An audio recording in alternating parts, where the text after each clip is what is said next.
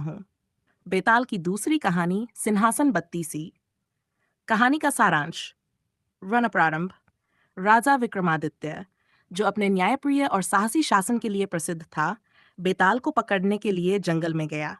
बेताल ने राजा को एक और कहानी सुनाने का प्रस्ताव दिया। कहानी का प्रारंभ। बेताल ने राजा को बताया कि बहुत समय पहले एक विद्वान और धनी ब्राह्मण थे जिनका नाम हरिसेना था। उसकी एक सुंदर और बुद्धिमान पत्नी थी, लेकिन उन्हें कोई संतान नहीं थी। हरिसेना ने एक दिन सोचा कि अगर भगवान उनकी कोई संतान दे तो वह उसका पालन बहुत अच्छे से करेंगे। संतान का आगमन। भगवान ने उनकी प्रार्थना सुनी और उनके घर एक सुंदर लड़के का जन्म हुआ। हरिसेना और उसकी पत्नी बहुत खुश थे, लेकिन ब्राह्मण की पत्नी ने अपने बेटे को केवल ब्राह्मण की ही शिक्षा देने की इच्छा व्यक्त की। शिक्षा का प्रारंभ। हरिसेना ने अपने बेटे की शिक्षा के लिए एक कुशल गुरु को बुलाया। गुरु ने लड़के को धार्मिक और नैतिक शिक्षा दी, जिससे वह एक कुशल और समझदार युवा बन गया। शिक्षा के फलस्वरूप लड़का बड़े होने पर अपने पिता के साथ शहर की सामाजिक और धार्मिक गतिविधियों में भाग लेने लगा। उसके अच्छे गुण और शिक्षा के कारण लोगों ने उसकी बहुत सराहना की। युद्ध और संकट।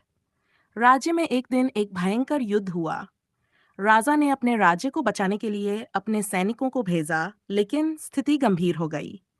युद्ध के दौरान लड़के ने अपनी बुद्धिमत्ता और युद्ध कौशल का प्रदर्शन किया और युद्ध को समाप्त करने में महत्वपूर्ण भूमिका निभाई।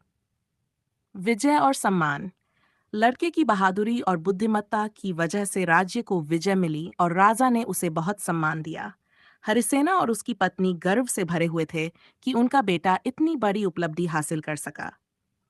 पुरस्कार और उपहार। राजा ने लड़के को सिंहासन पर बिठाने का निर्णय लिया और उसे उपहार के रूप में एक बड़ा महल और बहुत सारी संपत्ति दी। अंत। लड़के ने अपने माता पिता की शिक्षा और मेहनत को मान्यता दी और राज्य की भलाई के लिए समर्पित हो गया। उसने न केवल अपने परिवार का नाम रोशन किया, बल्कि पूरे राज्य को भी अपनी योग्यताओं से गौरवान्वित किया। बेताल की बात। कहानी समाप्त करने के बाद बेताल ने राजा से पूछा कि इस कहानी से कौन सा महत्वपूर्ण सीख मिलती है। राजा विक्रमादित्य ने समझाया कि सच्ची शिक्षा और परिवार का समर्थन ही सफलता का मार्ग खोलता है। निष्कर्ष। बेताल ने राजा को धन्यवाद दिया और कहानी समाप्त की।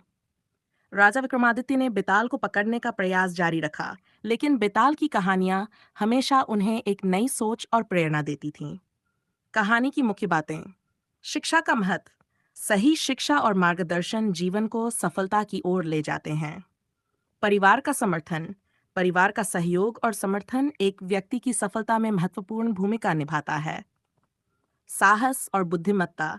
कठिन परिस्थितियों में साहस और बुद्धिमत्ता से समस्या का समाधान किया जा सकता है।